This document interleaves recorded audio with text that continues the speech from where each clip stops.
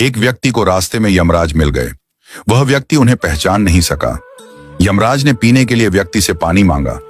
उस व्यक्ति ने बिना कोई प्रश्न किए झट से अपनी थैली से पानी निकाला और उन्हें दे दिया। वृद्ध ने कृतज्ञ होकर जल पिया और फिर कहा, वत्स, मैं यमराज हूं। आज तुम्हारी आयु पूरी हो चुकी है और मैं तुम्हारे प्राण हरने आया हूं। यह सुनकर व्यक्ति का चेहरा सफेद पड़ गया। हृदय कांप उठा। डर के मारे उसके पांव लड़खड़ा गए। लेकिन यमराज बोले, डरो नहीं, क्योंकि तुमने मेरी प्यास बुझाई है। अतः मैं तुम्हें एक विशेष अवसर देना चाहता हूं, तुम्हारी किस्मत बदलने का मौका। उन्होंने एक डायरी उसके हाथ में थमाई और कहा, इस डायरी में जो तुम लिखोगे वही सच हो जाएगा। तुम्हारे पास ठीक 5 मिनट का समय है। जितना चाहे लिख लो, पर ध्यान रहे केवल 5 मिनट। इसके बाद समय समाप्त हो जाएगा और डायरी मेरे पास लौट आएगी। व्यक्ति का भय थोड़ा कम हुआ। वह सोचने लगा, अब तो मेरी किस्मत मेरे हाथ में है, मैं सब कुछ बदल सकता हूं। उसने जल्दी जल्दी डायरी खोलनी शुरू की। पहला पृष्ठ देखा। वहां लिखा था, तुम्हारा पड़ोसी रामदीन कल लॉटरी जीतकर करोड़पति बनने वाला है। व्यक्ति को ईर्ष्या हुई। उसने लिखा, रामदीन की लॉटरी रद्द हो जाए, वह गरीब ही रहे। दूसरा पृष्ठ लिखा था, तुम्हारा मित्र रघु चुनाव जीतकर मंत्री बनने वाला है।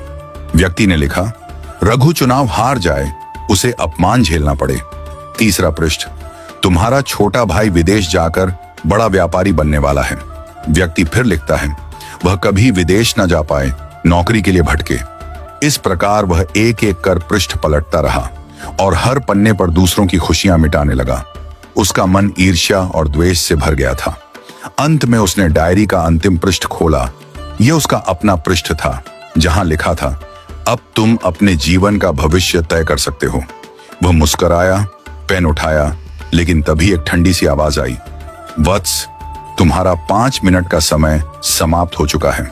यमराज ने धीरे से डायरी उसके हाथ से ले ली और कहा, तुमने अपने जीवन का सबसे कीमती समय दूसरों का बुरा सोचने में बर्बाद कर दिया।